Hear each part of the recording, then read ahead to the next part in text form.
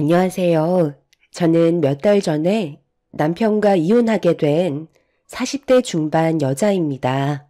남편은 이혼을 결심한 제가 이해가 되지 않는다며 끝까지 설득시키려 했었지만 더 이상 참지 못하고 이 지긋지긋한 생활 청산하려고 아이들과 함께 뛰쳐나와 버렸어요.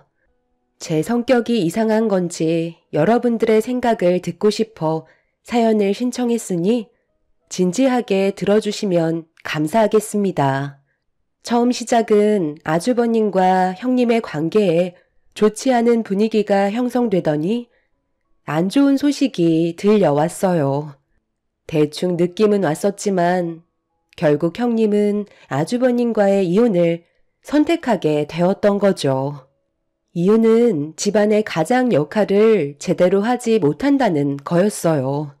저도 옆에서 봐왔었지만 아주버님은 책임감이라는 게 전혀 없어 보였습니다.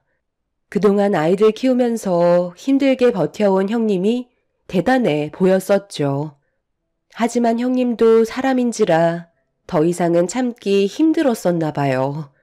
무능력한 남편과 결혼 생활을 유지한다는 건 더 이상의 미래는 보이지 않기 때문에 저 같아도 이혼을 선택할 수밖에 없었을 것 같았죠.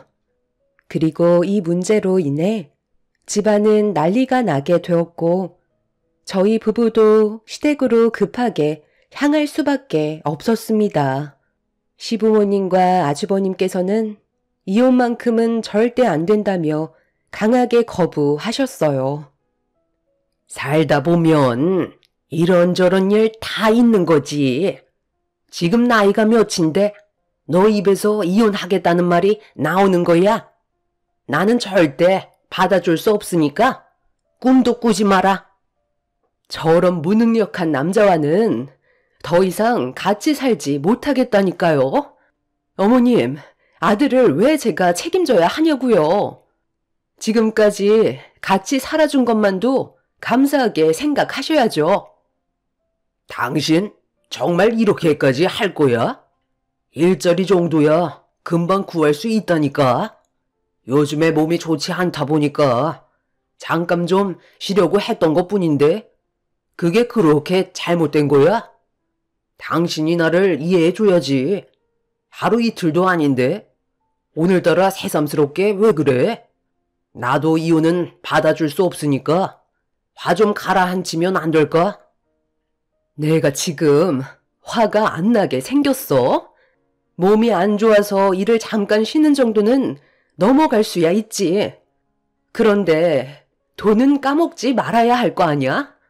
여기 카드 내역서에 찍힌 거 어떻게 할 거야? 이게 지금 사람이 할 짓이야? 돈도 못 벌어오는 인간이 술집에서 300만 원이나 쓴다는 게 말이 된다고 생각해? 이 돈이면 애들이 그동안 하고 싶었던 거 충분히 해줄 수 있는 돈인데 너는 술 퍼먹는데 300만 원이나 쓰고 있어?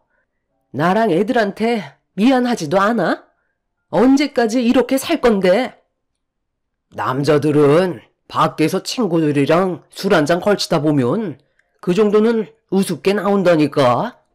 그날따라 내가 기분이 너무 좋고 친구들한테 한턱 쏘고 싶어서 오래간만에 내가 술 좀 샀어. 나도 애들한테 어깨 좀 펴고 살 수 있는 거잖아. 자주도 아니고 가끔 사는 건데 그걸 이해 못 해줘? 정말 이렇게까지 할 거야? 그래. 집안의 가장이 여러 가지로 스트레스 받고 힘들다 보면 그 정도 쓸 수 있는 거지. 너무 몰아가는 거 아니니? 내 아들 딴에는 최선을 다하고 있는데 그런 마음 알아주지 못하면 얼마나 마음이 안 좋겠니? 네가 지금 경제적으로 좀 힘들어서 그러는 것 같은데 한 번만 이해해주고 넘어가주면 안 되겠어? 이해해주기 힘들 것 같아요. 이 사람은 절대 좋은 가장이 될 수 없는 사람이고 경제적으로도 너무 무능력해서 제가 더 이상은 스트레스 받아서 못 살겠어요. 아주버님이 술집에서 300만 원을 썼다는 말을 들었을 때 저도 좀 충격이었습니다. 밖에서 힘들게 고생하는 아내와 아이들을 생각하면 술집에서 돈을 쓰지 못할 텐데 아주버님은 친구들 사이에서 어깨 좀 펴고 싶어서 큰 돈을 지불했다는 건 이해할 수 없는 행동이었죠. 형님과 오래 알고 지내면서 대화를 주고받다 보면 항상 하는 말이 제가 부럽다는 거였어요. 남편은 그래도 허튼 곳에 돈을 쓰지 않고 지금까지 단 한 번도 일을 쉰 적이 없었기 때문에 형님은 그런 남편과 사는 저를 부러워했었죠. 형님이 아주버님과 살면서 정말 많은 고민을 해왔었다는 걸 느낄 수가 있었고 그런 모습을 바라보는 저도 마음이 너무 안 좋았었어요. 결국 형님을 설득하지 못한 시댁 식구들은 이혼을 해줄 수밖에 없었고 형님은 더 이상 시댁 집안의 며느리가 아닌 남이 되어버렸죠. 겉으론 표현 안 했지만 잘한 선택 같아 보였어요. 제가 형님 입장이었다면 똑같은 결정을 했었을 테니까요. 그런데 아주버님이 이혼을 하게 되면서부터 예상치 못한 충격적인 일들이 눈앞에 펼쳐지고 말았습니다. 아주버님이 이혼을 하시고 한 3달 정도의 시간이 흘렀을 때 퇴근하고 집에 들어왔는데 문을 열자마자 눈앞에 펼쳐진 건 남편과 아주버님이 이른 초저녁부터 술판을 벌이고 있었습니다. 저는 들은 얘기가 없었기 때문에 많이 당황스러웠고 급하게 남편을 안방으로 불러들였어요. 지금 이게 뭐 하는 짓이야? 나한테 한마디 말도 없이 아주버님을 집으로 들이면 어쩌자는 거야? 그리고 초저녁부터 술을 마시면 어떡해? 오늘은 애들이랑 외식하기로 한 거 잊었어? 지금 당장 가시라고 그래. 내가 계획되지 않은 일들 만드는 거 싫어하는 거 알면서 평소 당신답지 않은 행동을 하면 어떡해? 갑자기 찾아온 걸 어떡해. 그렇다고 무작정 돌려보낼 수는 없잖아. 이혼해서 지금 상당히 힘들어하고 있는 거 당신도 잘 알고 있잖아. 오늘만 좀 이해해주면 안 돼? 하나밖에 없는 동생이라고 찾아왔는데 매정하게 구는 것도 상처가 될 수 있다고. 오늘 하루만 눈 감아주라. 부탁할게. 정말 황당한 상황이었죠. 연락도 없이 찾아와서 남편과 술판까지 벌이고 있는 아주버님의 행동을 이해할 수가 없었습니다. 그날 아이들과 외식하기로 했었는데 계획이 틀어지게 되자 저는 속이 끓기 시작했어요. 그런데 제 기분이 어떤 상태인지도 모르고 아주버님은 방에서 나온 저를 보며 웃으면서 말을 붙였습니다. 재수씨, 와서 한잔 하세요. 힘들게 일하고 오셨는데 긴장된 몸 좀 풀리게 한잔하면 좋잖아요. 제가 마음이 별로 좋지가 않아서 위로 좀 받을 겸 동생 얼굴 좀 보려고 온 건데 괜찮죠? 남자들끼리 대충 술상 봐서 먹다 보니까 안주가 좀 부실한데 재수씨한테 죄송하지만 저희 끼니가 될 만한 걸로 안주 좀 만들어 주실 수 있으세요? 조금만 있다가 갈 테니까 한 번만 봐주세요. 제가 이혼한 것 때문에 요즘 사는 게 말이 아닙니다. 그렇게 해줄 수 있죠? 그래도 연락은 하고 오셔야죠. 저희도 다 계획이 있는데 갑자기 이렇게 찾아오시면 얼마나 난감한 줄 아세요? 오늘 외식하기로 했었기 때문에 장 봐놓은 것도 없어서 지금 당장 뭘 해드릴 만한 재료도 없기 때문에 냉장고에 있는 것들로 해서 드릴게요. 다음부터는 미리 연락하시고 오셨으면 좋겠어요. 부탁드릴게요. 속에서 천불이 났지만 꾹 눌러 참고 있었어요. 그런데 아주버님은 제가 화를 억누르고 있다는 걸 인지하지 못하는 건지 차릴 게 없으면 배달이라도 시켜달라며 어이없는 말을 꺼내고 있었습니다. 그런데 남편은 분위기 파악도 못하고 배달 음식 책자를 꺼내와서는 아주버님한테 건네주며 먹고 싶은 거 있으면 골라보라고 하길래 저는 남편을 발로 툭툭 쳤어요. 하지만 저를 아예 무시하면서 아주버님과 음식을 고르더니 바로 핸드폰을 들어 주문을 하기 시작했어요. 평소에 하지도 않던 짓을 하는 남편을 보고 있으니 제 속은 더 끓고 있었죠. 결국 그날 외식은 아예 꿈도 꿀 수 없었고 아주버님과 남편이 술판을 벌이는 동안 배달 음식들로 아이들 배를 채운 뒤 저 혼자 다 씻기고 재운 다음 안방으로 들어왔어요. 한참 동안 정신없이 하루 일과를 끝낸 뒤 이제 좀 쉬나 했는데 아주버님이 갑자기 저를 불렀네요. 재수씨, 죄송한데요. 이거 찌개가 좀 식었는데 다시 데워줄 수 있어요? 그리고 술이 좀 모자란데 마트 가셔서 소주 한 5병만 더 사다 줄 수 있죠? 많이 취하신 것 같은데 이제 그만 드시고 들어가셔야죠. 이도 내일 출근해야 돼서 서둘러 잘 준비해야 되거든요. 오늘만 있는 것도 아니잖아요. 아이, 재수씨, 정말 섭섭하네. 제가 놀러 온 게 마음에 안 들어요? 몇 시간 있었다고 벌써 보내려고 하는 거예요. 이혼당해서 얼마나 힘든 시간을 보내고 있는지 알면서 저를 꼭 내쳐야만 되겠어요? 오늘 오래간만에 동생이랑 코가 삐뚤어질 정도로 한번 달랠 생각이었는데 마트 가서 술 좀 사다 주세요. 그래, 오늘만 당신이 이해 좀 해줘. 우리 형이 이런 적 없었잖아. 형수님이랑 이혼해서 얼마나 마음이 안 좋으면 나한테 찾아왔겠어? 부탁 좀 할게. 당신 내일 출근은 어떻게 하려고 그래? 지금도 주량을 이미 넘긴 상태이면서 내일 출근 안 할 생각인 거야? 이제 그만하고 정리했으면 좋겠는데. 아유, 걱정하지 마. 출근하는데 아무 지장 없으니까. 나 아직 멀쩡해. 몇 점만 더 할 테니까 부탁 좀 하자. 오늘은 나도 형 때문에 기분이 안 좋아서 그래. 나는 술을 사올 수 없으니까 이제 그만했으면 좋겠어. 이제 그만 집으로 돌아가 주세요. 시간도 많이 늦었잖아요. 저희까지 생활에 지장이 생기면 안 되잖아요? 아주버님은 자기가 원하는 대로 제가 움직이려 하지 않자 표정이 안 좋아지기 시작했어요.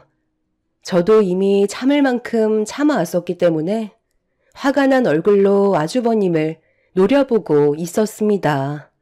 툭 건들기만 해도 터지기 일보 직전이었기 때문에 남편이 그만 정리해주길 원했는데 술이 취해서 제 마음을 전혀 모르고 있는 건지 남편은 아주버님을 일으켜 세우면서 편의점에 가서 몇 잔만 더 하다가 들어가는 걸로 하자고 불난집에 부채질을 하고 있었어요. 결국 두 사람은 그대로 밖으로 나가버렸고 집에 남겨진 건 비어있는 술병들과 먹다 남은 음식들밖에 없었습니다. 화가 머리끝까지 올라와 버린 상태로 술상을 치운 뒤 잠도 못 자고 남편이 들어오기만 기다리고 있었어요. 그런데 이 사람들이 새벽 5시가 넘어서까지 집에 들어오지 않고 있더라고요. 전화를 해봤지만 이미 꺼진 지 오래되었죠. 결국 동이 트고 저는 잠 한숨 못 잔 상태로 출근 준비를 해야만 했어요. 그렇게 아이들 학교 보낼 준비까지 전부 다 끝낸 뒤 집에서 나서려는데 남편이 정신없이 집으로 비틀거리며 달려오고 있었어요. 남편과 말을 섞다가는 저까지 회사에 늦을까봐 나중에 다시 얘기하자며 아이들과 함께 엘리베이터에 올라탔습니다. 저희 아파트가 복도식인데 술을 얼마나 마셨는지 복도에서 술 냄새가 진동을 하고 있었죠. 우리 집안의 균형을 흔들어 버리고 돌아간 아주버님 때문에 그날 시작되는 하루를 완전히 망쳐버려 기분이 정말 좋지 않았었어요. 그렇게 피곤한 상태로 회사 직원들과 아침 인사를 나눈 뒤 회의에 들어가려 하는데 갑자기 남편한테 전화가 왔어요. 저는 회사에 잘 도착했는지 확인하기 위해 전화를 받은 뒤 출근했냐고 물어봤는데 돌아오는 남편의 말은 저에게 충격을 안겨줬습니다. 지금 뭐라고 그랬어? 아니, 술을 얼마나 퍼먹었길래 면허 취소가 나오냐고. 당신 몸 상태는 당신이 더 잘 알 거 아냐. 운전이 안 될 것 같으면 택시를 탔어야지. 집에서 회사가 멀지 않다 보니까 잠깐 운전하는 건 괜찮을 줄 알았는데 아침부터 음주 검사를 하고 있었네. 어쩔 수 없이 불긴 했는데 검사 수치가 취소가 나와버렸어. 정말 미안해.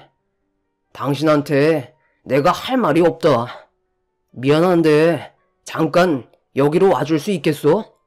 분명 내가 지갑을 가지고 있었는데 어디 갔는지 못 찾겠네. 나 지금 회의 들어가 봐야 한다고. 내가 그래서 어제 그만 마시라고 했었잖아. 다음날 회사에 출근해야 될 사람이 아침에 들어온다는 게 말이 돼? 아주버님이 이혼한 건 그만한 이유가 있는 건데 그걸 왜 위로해 주는 건데? 결국 피해는 우리가 전부 떠안게 됐잖아. 당신답지 않게 이게 지금 뭐 하는 짓이야? 결국 저는 회사에서 참아왔던 분노가 터지게 되었고 전날부터 받아왔던 스트레스를 아침부터 남편한테 전부 다 쏟아내고 말았습니다. 할 말이 없었던 남편은 미안하다며 저에게 도움을 요청했고 어쩔 수 없이 회사에 사정을 얘기한 뒤 남편이 있는 곳으로 가게 되었는데 충격적인 한마디에 순간적으로 제 귀를 의심했어요. 남편이 운전면허 취소로 인해 벌금으로 700만 원 정도가 나올 것 같다는 믿을 수 없는 말을 입 밖으로 꺼냈습니다. 저는 예상치 못한 대답을 듣게 된 터라 아침부터 다리에 힘이 풀려 그 자리에서 주저앉고 말았어요. 이혼했다고 위로 한번 해주려 했다가 700만 원이 공중으로 날아가 버리는 상황이 오게 되었던 거죠. 저는 아주버님 때문에 이런 일이 생겼으니 당장 700만 원 달라고 전화하라고 하니까 한 번만 넘어가 달라며 지금 상황에 자기 형을 감싸려 들길래 들고 있던 가방으로 남편한테 사정없이 휘둘러 버렸습니다. 결국 이 문제로 시댁에 모일 수밖에 없었고 집안은 한바탕 난리가 나게 되었지만 아주버님은 눈 하나 깜빡하지 않았어요. 지금 면허 취소 벌금으로 700만 원이 나왔는데 웃음이 나와요? 제가 그만 돌아가 달라고 부탁드렸는데 끝까지 한 잔만 더 하겠다고 고집부리다가 이 사태가 벌어졌잖아요. 당장 700만 원 벌금 납부해 주세요.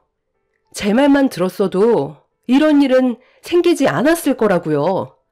아주버님 때문에 저희가 왜 피해를 봐야 되는 거죠?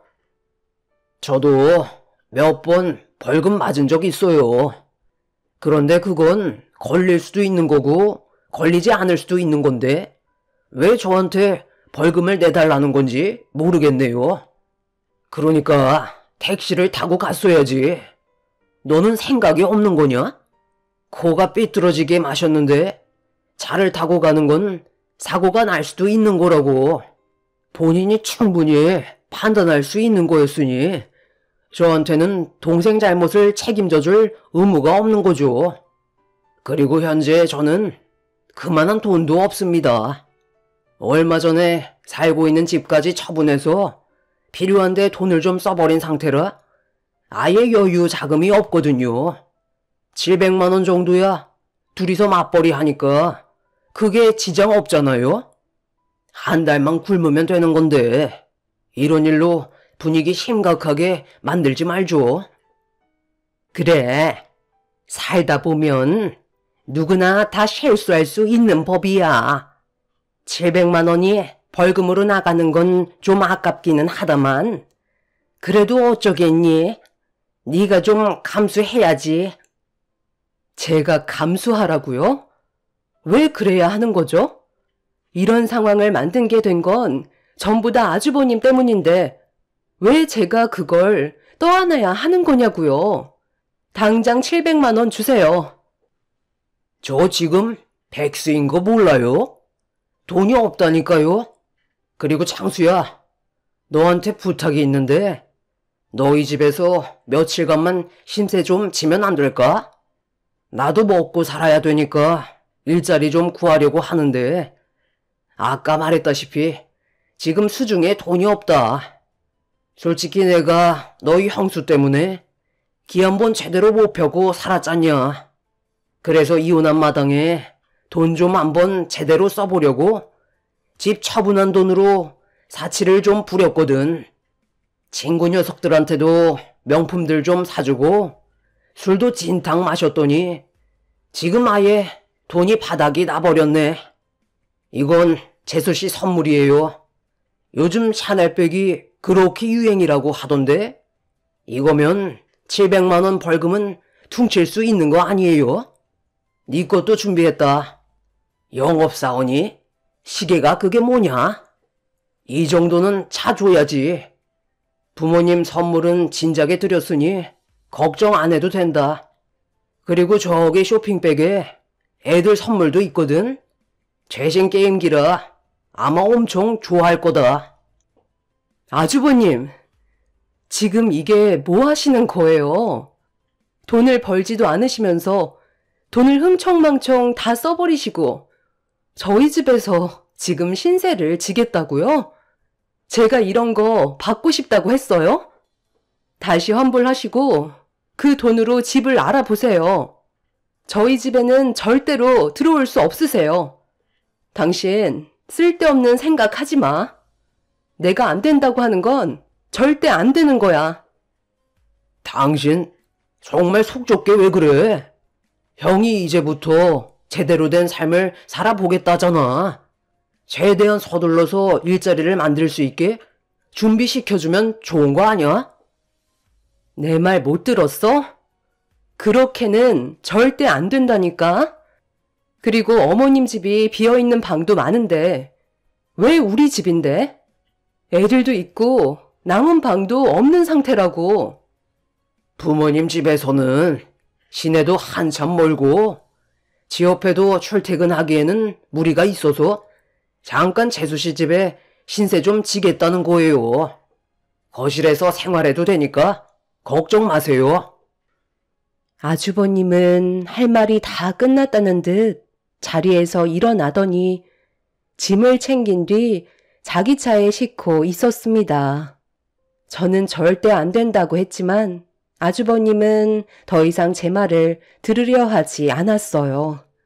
상식적으로 이건 아닌 것 같아 결국 흥분을 가라앉히지 못했던 저는 분노를 참지 못한 채 비명을 지르며 감정을 터뜨렸지만 남편은 아주버님의 차에 올라타 버린 뒤 먼저 저희 집으로 출발을 하고 말았네요. 시부모님께선 저보고 이해하라고 했지만 누가 이 상황을 이해할 수 있었겠어요. 대꾸조차 하고 싶지 않아 저도 급하게 차 시동을 걸은 뒤 아주버님 차를 바짝 뒤쫓았습니다. 제가 따라온다는 걸 의식한 아주버님은 따라올 테면 따라와 보라는 듯 속도를 올렸고 결국 저보다 먼저 집에 도착해 이미 자리 깔고 거실에서 TV를 보고 있었어요. 애들은 게임기를 받아서 기분이 좋았는지 저한테 자랑을 하고 있었죠. 애들이 보는 앞에서 화를 낼 수도 없는 노릇이라 속만 타들어가고 있었습니다. 먼저 방에 들어간 남편한테 뭐 하는 짓이냐고 이를 갈며 낮게 깔린 목소리로 물어봤어요. 아이, 글쎄, 당신이 좀 이해해 달라니까. 우리 형이 얼마나 불쌍해. 이혼까지 당한 마당에 지금 정상적으로 살아가는 게 가능하다고 생각해? 하루라도 빨리 자리 잡을 수 있게 도와줘야 될 거 아니야. 오면서 차에서 대충 얘기 좀 나눴는데 집안일도 도와주고 우리 생활에 방해가 안 되게끔 최대한 노력한다고 그랬어. 그래서 아주버님이랑 이 집에서 같이 생활하겠다고? 내가 얼마나 불편할지는 생각 안 하는 거야? 왜 당신 생각만 고집하는 건데? 내 입장도 이해해줘야지. 그런 거 하나하나 다 따지고 들면 가족인 의미가 없잖아. 우리가 조금 손해를 봐도 가족이면 좀 더 베풀 수도 있는 거 아니야? 당신은 원래 이렇게 속 좁은 사람이었어? 남편과 대화 자체가 되지 않았어요. 무조건 자기 고집을 부리고 있는데 할 말이 없었습니다. 이런 말까지 안 하려 했었는데 남편이 막무가내로 나오길래 집에 대한 얘기를 결국 꺼내고 말았어요. 제가 살고 있는 집은 남편 명의로 되어 있는 게 아닌 제 명의로 되어 있는 집이었어요. 처음 결혼할 당시 남편은 모아놓은 돈이 없었기 때문에 집을 마련할 수 있을 정도의 능력이 부족한 상태였죠. 그렇다고 시부모님께서도 경제적으로 지원해 줄 수 있는 형편도 아니었어요. 결국 저희 부모님께서 마련해 주신 집이었고 크지는 않았지만 그래도 아이들 낳고 살만한 정도의 공간은 충분했었죠. 결국 제 집에 대한 권리를 얘기하자 남편은 인상이 일그러지면서 치사하게 나온다며 점점 목소리를 높였습니다. 누가 봐도 제가 정상인데 남편은 동생인 자기 입장을 생각해주지 않는다고 불만을 털어놓고 있었어요. 대화가 점점 심각해지기 시작하자 거실에까지 저희 부부가 다투는 목소리가 새어나갔고 아주버님은 저희 부부싸움을 말리고 싶었는지 노크를 하며 말을 붙여왔어요. 그런데 사태 파악을 하지 못한 건지 아주버님은 저에게 배가 고프다면서 제 음식 솜씨 좀 볼 수 있냐는 어이없는 말을 꺼내었습니다. 그 사이 아이들이 문을 열고 방으로 들어오면서 남편과 감정이 별로 좋지 않은 상태로 부부싸움은 끝이 나게 되었고 배가 고프다는 아이들의 말에 어쩔 수 없이 음식 준비를 할 수밖에 없었죠. 절대로 고집을 꺾지 않던 남편과 아주버님 때문에 저는 처음으로 이 집안 식구들의 얼굴을 보고 싶지가 않았어요. 그리고 먼저 이혼을 한 형님이 왜 그런 결정을 내린 건지 100번 이해를 할 수 있었습니다. 아이들 때문에 밥을 차린 뒤 아주버님과 마주 앉는 것조차 싫었던 저는 먼저 방으로 들어와 오래간만에 형님한테 전화를 걸었어요. 그리고 지금의 사태에 대해 설명을 해 주었죠. 형님은 날이 가면 갈수록 더 심해질 거라면서 스트레스 받으며 살 바엔 하루라도 빨리 단호하게 결정을 내려서 스트레스 없이 아이들과 사는 게 행복한 길을 걷는 게 삶의 만족도가 훨씬 높을 거라고 여차하면 저도 버티지 말고 나오라는 조언을 해 주었어요. 그날 이후 정말 진지하게 남편과의 관계를 다시 생각하면서 어떤 식으로 행동하는지 지켜보고 있었죠. 그렇게 아주버님과 한 집에서 생활한 지 일주일이 지나고 어느새 한 달의 시간이 지나가고 있었습니다. 그 시간 동안 저는 단 한마디도 하지 않고 제 할 일만 하며 지내고 있었어요. 그런데 어느 날 퇴근하고 현관문을 열었는데 시끌벅적한 소리가 들려왔고 집에 발을 들이는 순간 눈앞에 펼쳐진 건 시댁 식구들이 한자리에 있었죠. 시부모님께서 저희 집에 막 도착하셨는지 바리바리 싸온 짐을 주방 한편에 풀고 계셨어요. 연락도 없이 오신 상태라 어떻게 된 거냐고 여쭤보게 되었죠. 내가 오죽했으면 여기까지 왔겠니? 내 큰아들이 하도 반찬 투정을 하길래 도대체 어떻게 먹고 살길래 그런 말까지 나오는 건지 확인 좀 해보려고 오래간만에 좀 들러봤다. 그런데 진짜 냉장고에 죄다 풀떼기밖에 안 보이네. 예, 이건 좀 너무한 거 아니야? 내 아들들이 소새끼도 아니고 반찬들이 이게 뭐니? 그거라도 내어주는 걸 감사하게 생각해야죠. 지금 어떤 상황인지 모르시는 것도 아니면서 저한테 화를 내셔야 돼요? 그래서 아드님 걱정에 반찬 싸우셨나 봐요. 당신 지금 우리 엄마한테 말버릇이 그게 뭐야? 먼 길 오셨는데 고생하셨다는 말이 먼저 나와야 되는 거 아니야? 날이 가면 갈수록 왜 이렇게 실망만 안겨주는 건데? 언제까지 이런 식으로 살아갈 거야? 서로 웃으면서 대화하면 충분히 좋은 분위기 만들어갈 수 있는데 퇴근하자마자 얼굴을 붉혀야 되겠어? 자극하지 말고 그냥 놔둬라. 재수씨가 언제 나를 대접해 주기라도 했냐? 맨날 소새끼 마냥 풀떼기만 씹어먹는데도 눈 하나 깜빡 안 하잖아. 너는 여자니까 아무래도 불편한 점들이 많겠지. 그래도 일자리 알아볼 동안만 신세 좀 지겠다는 건데 네가 이해해주면 가정의 평화가 오는 거 아니야? 왜 이렇게까지 화를 내는 건지 나는 이해를 못하겠다. 오래간만에 고기 반찬들 좀 가져왔으니까 상 좀 차려봐라.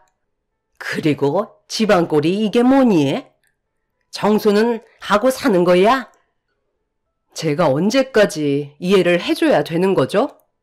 한 달 동안 집 밖으로 나가지도 않고 맨날 집에만 처박혀서 밥만 축내는 50 먹은 아주버님을 언제까지 수발 들면서 살아야 하는 건데요. 일자리를 알아본다고요? 그냥 내 집에서 삼시세끼 밥만 축내면서 맨날 TV 보며 인생을 허비하고만 있다고요. 저는 더 이상 이렇게는 못 살겠어요. 당신 정말 이럴 거야? 형도 어느 정도 시간이 필요하니까 그런 건데 왜 이렇게 앞뒤가 꽉 막힌 사람처럼 행동하는 건데? 정말 답답해서 못 살겠다. 그래, 말 한 번 잘했다. 나도 답답해서 못 살겠다. 어느 누가 이런 삶을 살고 싶겠어? 당신은 아주버님 이혼한 것만 안타깝게 생각하지. 내가 힘든 건 단 한 번도 생각해주지 않았잖아. 더 이상은 이렇게는 못 살겠어. 우리 차라리 이혼하고 당신이 그렇게 위하는 아주버님이랑 평생 함께 살아. 그리고 어머님이 낳으신 아들들 천년만년 음식 해 먹이세요. 저는 이런 식으로 제 인생 허비하고 싶지 않네요. 당장 제 집에서 나가주시죠. 오늘부로 저는 이 사람이랑 끝낼 거예요. 시모는 제 입에서 이혼하겠다는 말이 나오자 갑자기 태도를 바꾸면서 쩔쩔매기 시작했어요. 아주버님에 이어 남편과도 이혼을 하게 됐으니 정신이 번쩍 들었던 거죠. 그런데 이미 저는 더 이상 이 지긋지긋한 집안과 함께 하고 싶지 않았습니다. 답이 없는 사람들과 살 바엔 차라리 이혼하고 아이들과 함께 사는 게 제 삶을 찾을 수 있을 것 같았죠. 제가 완강하게 나오자 그제서야 남편도 말을 더듬으면서 이혼만큼은 안 된다고 했지만 계속 버티다가는 저까지 정신이 이상해질 것 같아 질려버릴 대로 질려버린 저는 남편과의 이혼을 밀어붙였고, 이런 문제로 현재 저희 부부는 이혼을 하고 숙려 기간 중에 있습니다. 그런데 문제는 아직까지 저를 이해 못한다는 거예요. 이렇게까지 나오면 남편이라는 사람이 이제 그만 정신 차리고 뭐가 잘못되고 있는 건지 파악을 해야 되는데, 남편은 오히려 제가 정신적으로 문제가 있다고 합니다. 아주버님이 술에 찌들어 음주운전을 하다가 교통사고로 지금 사경을 헤매고 있는데도 남편은 이 모든 게 제 탓이라고 오히려 화를 내고 있어요. 저와 남편이 이혼을 해서 아주버님이 너무 마음이 아파 술을 먹고 운전을 했다는데 그게 제 잘못인가요? 시부모님도 이런 상황들이 저로 인해 시작됐다고 하네요. 반대로 저희 부모님께서는 시댁 식구들의 행동을 이해할 수가 없다고 하십니다. 여러분들은 제 사연을 들어보셨을 때 어떤 생각이 드시나요? 정말 제가 잘못했나요? 아주버님을 받아들이고 평생 밥수발 들어줘야 했던 건가요? 제가 이해심이 부족하다고 생각하시나요? 도대체 뭘 어떻게 받아들여야 할지 모르겠네요. 이혼을 한 상황에 숙려 기간을 지내고 있지만 3개월이라는 시간 동안 제 마음이 다시 변하지는 않을 것 같습니다. 한두 살 먹은 아이들도 아닌데 왜 그렇게 사는지 정말 이해할 수가 없네요. 제 사연 들어주신 분들, 오늘 하루도 행복한 날들 되시길 바랍니다. 감사합니다. 안녕하세요. 저는 6살 된 딸과 함께 살아가고 있는 40대 초반 여자입니다. 지금 현재 제가 겪고 있는 상황들이 인간으로서 이해하기 힘든 부분들이 많아 사연을 신청하게 되었습니다. 먼저 남편과 결혼 생활한 지 10년 차에 남들과 다를 바 없는 평범한 가정을 꾸리며 살아가고 있었습니다. 매일 똑같은 일상의 반복이었지만 큰 사건, 사고 없이 지낼 수 있는 것만도 감사하게 생각하고 있었어요. 그런데 어느 날 친정 식구들이 저희 집에 놀러 오면서부터 조금씩 집안에 문제가 생기더니 엄마의 한마디로 집안의 분위기는 걷잡을 수 없이 심각해지게 되었는데 저는 그런 엄마의 모습을 처음 겪었던 터라 많이 당황스러웠었죠. 박서방, 자네는 일이 우선이야? 아니면 가정이 우선이야? 모두가 쉬는 주말에 몇 푼 주지도 않는 회사에 출근을 해야 되겠어? 그래봤자 알아주지도 않는 거 다 같이 쉬는 주말에는 자네도 가정을 위해 시간을 보내줄 수 있는 거잖아. 월급쟁이가 주말에 일한다고 해서 수당이 따로 붙는 것도 아니잖아. 꼭 보면 쉴 속 없는 사람들이 쉴 때 일을 한다니까. 내 말이 틀린 것도 아닌데 불만이라도 있는 거야? 지금이 몇 시인데 이제 기어 들어와선 하루 종일 육아에 시달린 내 딸한테 밥을 차려달라는 말이 나와? 나 같으면 미안해서라도 밖에서 먹고 들어왔겠네. 가족들을 위해 시간을 보내주는 게 진정한 집안의 가장인 거야. 차라리 이럴 거면 둘이 갈라서지 뭐하러 붙어있는 건지 나는 정말 이해할 수가 없네. 내 딸이랑 이혼하고 싶어서 그런 식으로 행동하는 거야? 엄마, 힘들게 일하고 들어온 사람한테 갑자기 왜 그래요? 태희 아빠 당황했잖아요. 그래도 지금까지 큰 문제 없이 잘 지내고 있는데 너무 뭐라고 하지 마세요. 저희 부부 관계에 전혀 문제 없고 각자 위치에서 최선을 다하고 있으니까 그만하시고 이제 그만 상 치울까요? 그래, 엄마가 무슨 말 하는지 충분히 이해는 하겠는데 집안의 가장이라는 게 원래 그런 거야. 먹고 살려고 힘들게 일하고 들어왔는데 좋게 넘어가 주세요. 뭘 좋게 넘어가? 이쁜 구석이 있어야 사위 대접을 해줄 거 아니야? 지금 내가 얼마나 속 터지는 줄 알아? 아무래도 안 되겠다. 내 딸이 더 이상 고생하는 거 못 보겠으니까 스트레스 좀 풀게 여행 좀 보내줘야 되겠어. 며칠 다녀오는 거 문제 없잖아? 언제까지 이런 좁아터진 집구석에서 맨날 이렇게 살고 있을 거야? 갑자기 무슨 여행이야, 엄마. 지금도 할 일이 얼마나 많은데요. 나중에 태희 아빠가 시간적 여유 좀 생기면 그때 같이 가면 되니까 너무 걱정 말고 여행은 차차 시간 맞춰서 가요. 장모님, 죄송합니다. 제가 능력이 부족해서 이 사람 고생만 시키고 있네요. 원하시는 대로 이 사람 여행 보내줄 테니 이제 그만 화 좀 가라앉히세요. 그동안 살면서 엄마가 얼굴을 붉히며 화내시는 걸 처음 봤지만 남편한테 소리치는 모습은 저를 더 당황스럽게 만들었어요. 항상 남편 칭찬만 해주시던 엄마가 어느 날부터인가 남편한테 차갑게 대하더니 온갖 상처되는 말들을 늘어놓았고 급격하게 변해버린 엄마의 모습에 남편도 상당히 힘들어하고 있었죠. 남편의 성격이 워낙 조용하고 둥글기 때문에 서운한 감정을 표현하기보단 엄마의 흥분을 가라앉히기 위해 본인이 상처를 받았어도 문제를 더 키우지는 않았습니다. 그렇게 남편은 악화된 상황을 최대한 빨리 정리하기 위해 여행을 보내주겠다는 말을 꺼내었고 엄마는 그제서야 흥분을 가라앉히셨어요.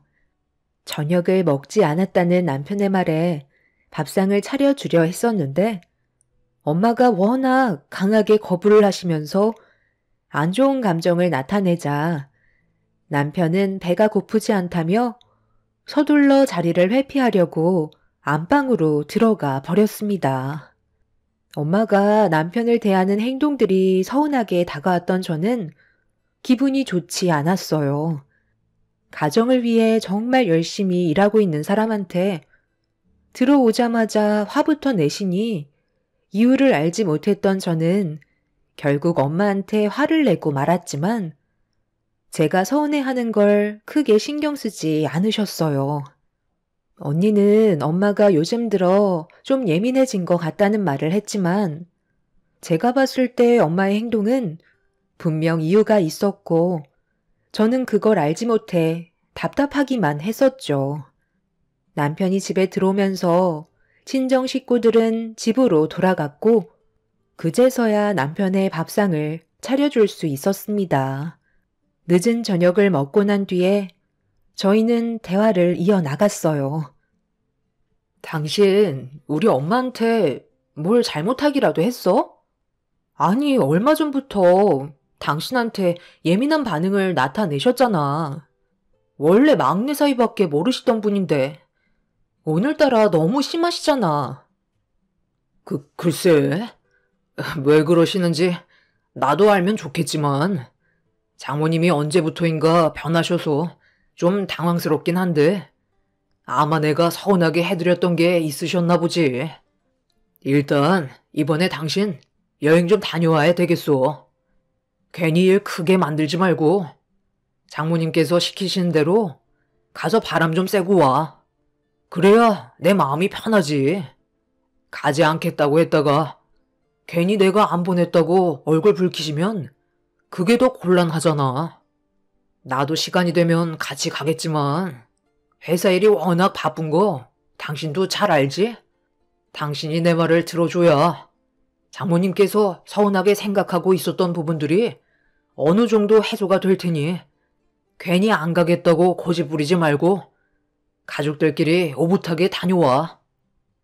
남편은 엄마의 행동들에 대해 신경이 많이 쓰였는지 하루빨리 제자리로 돌리고 싶다며 한동안 엄마의 말을 따라주길 바라고 있었습니다. 여행 가는 거야 어려운 거 아니기 때문에 크게 상관은 없었지만 제가 없는 사이 남편이 혼자서 생활해야 된다는 게 제일 마음에 걸렸어요. 그것 때문에 고민을 안 할 수가 없었죠.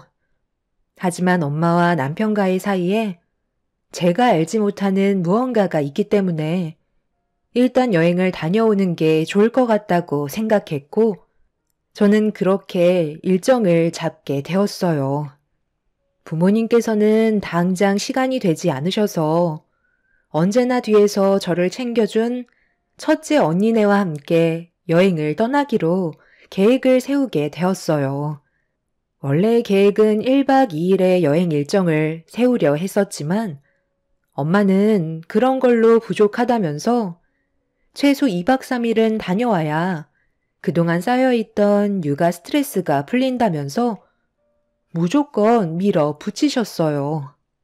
친정 식구 등살에 밀려 결국 2박 3일의 여행을 떠나게 되었고, 남편은 저에게 잘 다녀오라며 여행 경비까지 손에 쥐어 주었습니다. 그렇게 첫째 언니네와 제 딸 태희를 데리고 그동안 한 번도 가본 적 없었던 남쪽 여행을 처음으로 계획하게 되었죠. 남편은 이왕 떠나는 여행 신경 쓰지 말라고 했지만 남편을 놔두고 저 혼자 스트레스 푸는 게 계속 마음에 걸리더라고요. 제일 많이 고생하는 사람이 남편인데 갑자기 변해버린 엄마의 태도에 어쩔 수 없는 선택을 해야만 한다는 게 너무 미안하게 다가왔었어요. 이유라도 알면 다른 방법을 알아봤을 수도 있겠지만 엄마가 왜 남편을 싫어하게 됐는지 알지 못하는 상태에서 고집을 부리는 건 더 악화만 시키는 거라 좋게 해결할 수 있는 방법을 찾아야만 했던 거죠. 어쩔 수 없이 떠나긴 했지만 2박 3일 동안의 시간을 헛되지 않게 보내고 싶어 현실에만 집중하면서 즐거운 시간을 보냈습니다. 남편과 결혼하고 나서 신혼여행이 전부였던 저는 이유야 어찌됐든 여행을 온 거에 대해 감사하게 생각하며 좋은 추억을 많이 만들고 있었습니다. 엄마는 첫날에 저에게 전화를 하셔선 제가 그동안 쌓여있던 스트레스가 어느 정도 풀렸는지 물어보시길래 잘 보내고 있다며 은근슬쩍 남편한테 왜 그런 행동을 하셨는지에 대해 여쭤보게 되었어요. 엄마는 잠깐 동안 침묵하시더니 집으로 돌아오면 그때 전부 다 설명해 주겠다면서 나중에 다시 통화하자며 전화를 끊으셨어요. 그날 확실히 알 수 있었던 건 엄마가 남편에 대해 서운한 감정이 있었다는 걸 확인할 수 있었죠. 다행히 집으로 돌아가면 제가 걱정하고 있던 것들이 전부 해결될 것 같아 즐거운 여행을 보낼 수 있게 되었어요. 그런데 여행 마지막 날 집으로 돌아오는 길에 전혀 예상하지 못한 충격적인 일들이 펼쳐지고 말았죠. 둘째 언니가 형부 대신 운전 중인 첫째 언니한테 전화를 했길래 제가 대신 받았는데 제 목소리를 듣게 된 둘째 언니는 눈물을 흘리면서 저희 부모님이 추돌 사고로 응급실로 이송 중이라는 말을 꺼내게 되었고 그 말을 듣게 된 저와 첫째 언니는 급하게 병원으로 방향을 틀었습니다.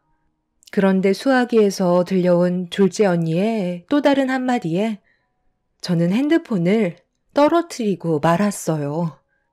부모님께서도 위중한 상태셨지만 더 큰 문제는 남편이었어요. 저희 가족은 속초에서 살고 있는데 부모님의 차량이 남편의 차를 뒤따라 가다가 뒤를 받치게 되면서 가드레일을 뚫고 차량이 해안 절벽 아래로 추락하게 되는 사고를 당하고 말았다는 소식을 듣게 되었던 거죠.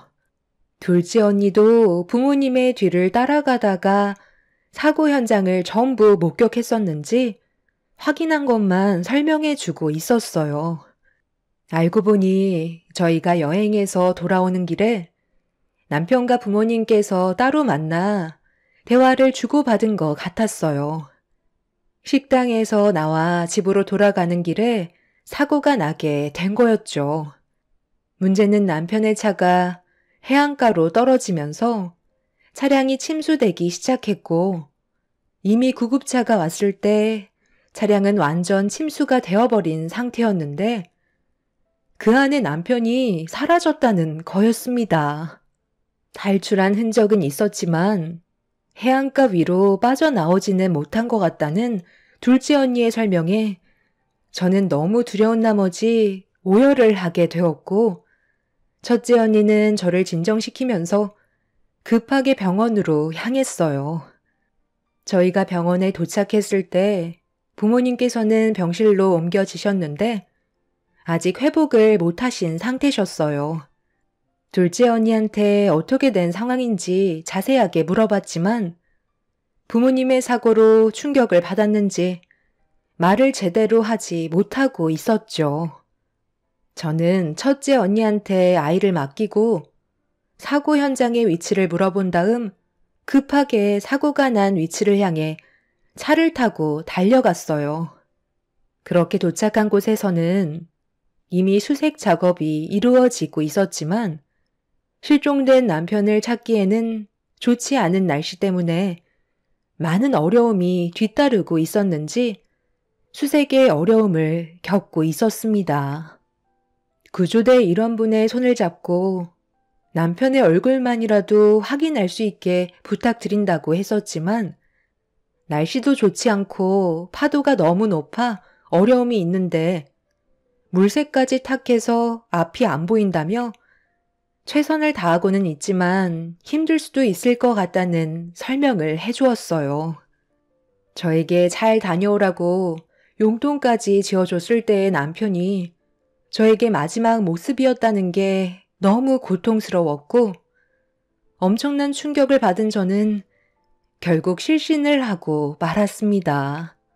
수색은 며칠 동안 이어졌지만 끝내 남편의 얼굴은 확인을 할 수가 없었어요. 부모님께서는 정신을 차리셨지만 사고로 인해 남편이 세상을 떠났다는 것 때문에 입을 열지 못하고 계셨죠.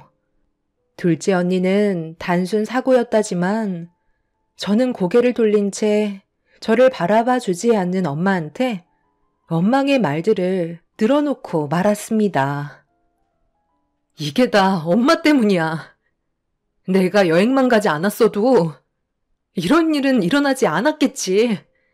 그동안 왜 태희 아빠한테 뭐라고 한 거예요? 뭘 그렇게 죽을 죄를 졌다고 못 잡아 먹을 듯이 난리를 치셨냐고요. 그 사람이 세상 떠나니까 속이 후련하세요?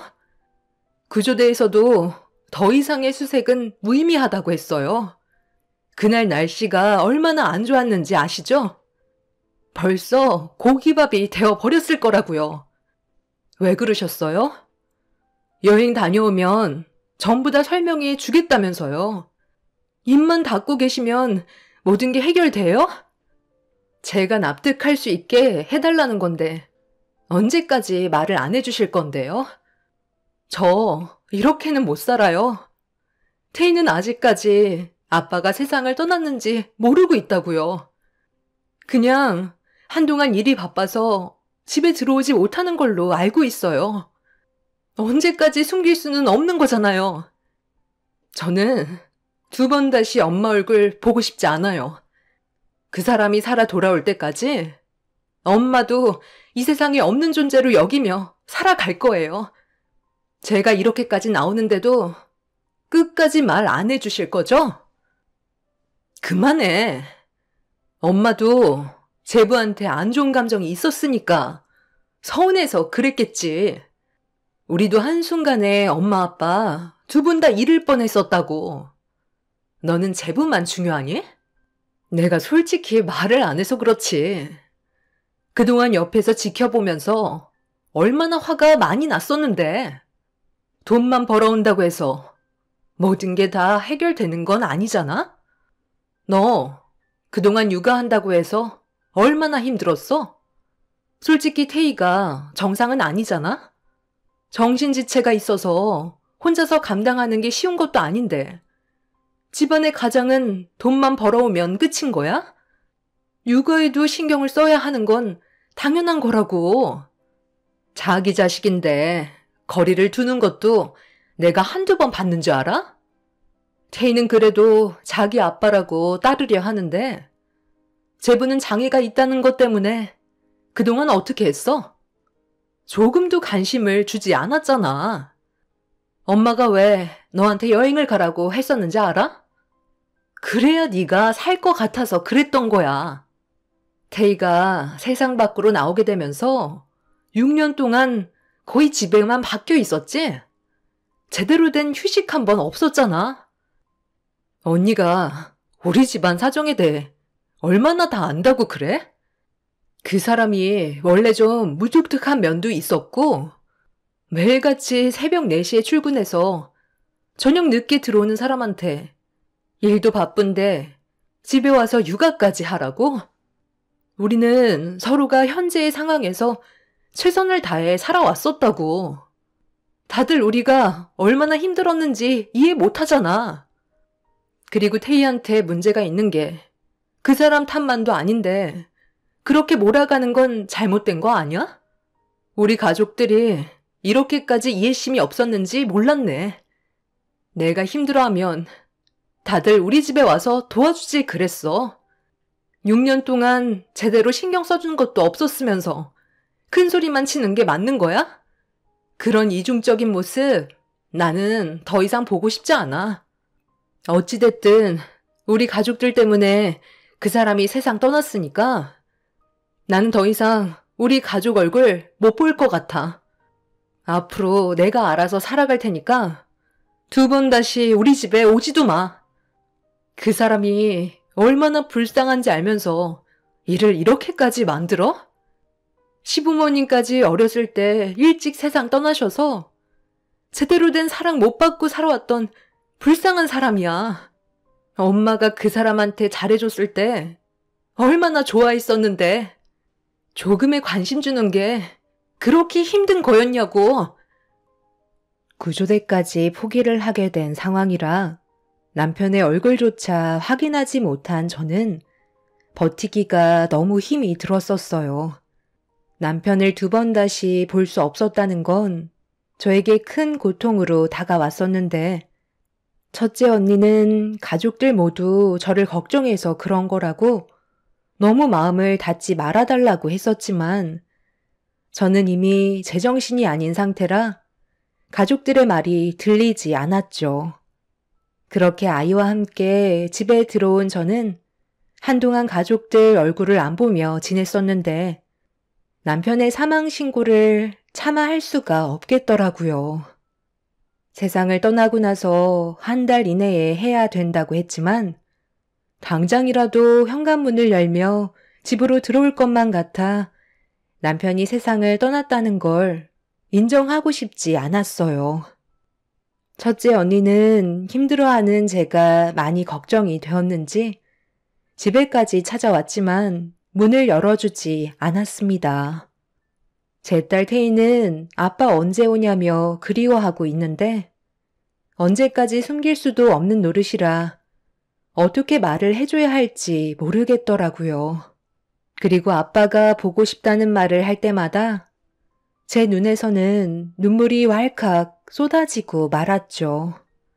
그렇게 보름 정도가 지났을 때 어느 정도 현실을 받아들이기 시작했고 손에 들고 있던 남편의 사망신고 서류를 한참 동안 들여다보고 있는데 제 딸 태희가 어린이집에서 돌아오더니 갑자기 이상한 말을 꺼내길래 다시 재차 물어보았고 저에게 반복해서 들려준 말은 아빠를 엄청 보고 싶어 했더니 눈앞에 나타났었다며 유치원 차를 타고 집으로 오다가 다른 유치원에서 아빠가 서 있는 모습을 봤다며 자기를 보려고 왔는데 유치원을 착각한 것 같다고 저에게 설명을 하고 있었죠.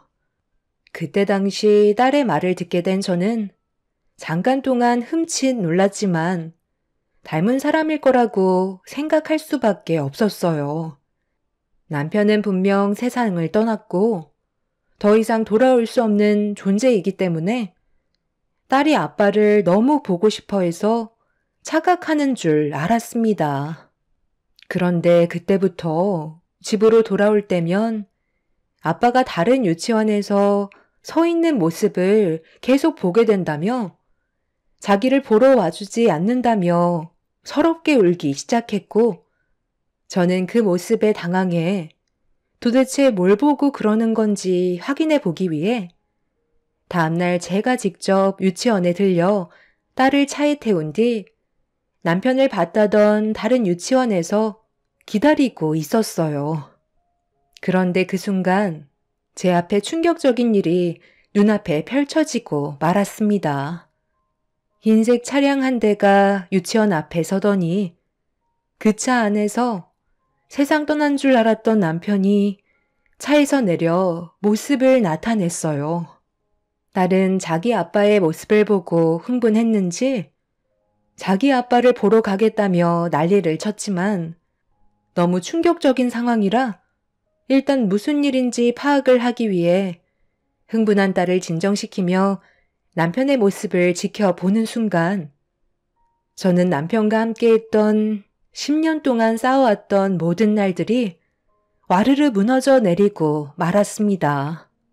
유치원에서 아이들이 집에 가려고 뛰어나오고 있는데 거기에서 어떤 한 남자아이가 남편을 향해 아빠라고 외치며 뛰어가더니 남편의 품에 안겼고 뒤이어 흰색 차에서 한 여자가 내리는 걸 목격하고 말았습니다. 너무 큰 혼란 속에 어떻게 해야 할지 몰라 숨이 가빠오고 있는데 제 딸이 자기 아빠라며 눈물을 흘리면서 제 허락 없이 차문을 열었고 남편을 향해 급하게 달려가는 순간 옆에서 배달을 하던 오토바이와 충돌이 일어나면서 제 딸 태희가 공중으로 날아오르는 모습을 두 눈으로 목격하고 말았습니다.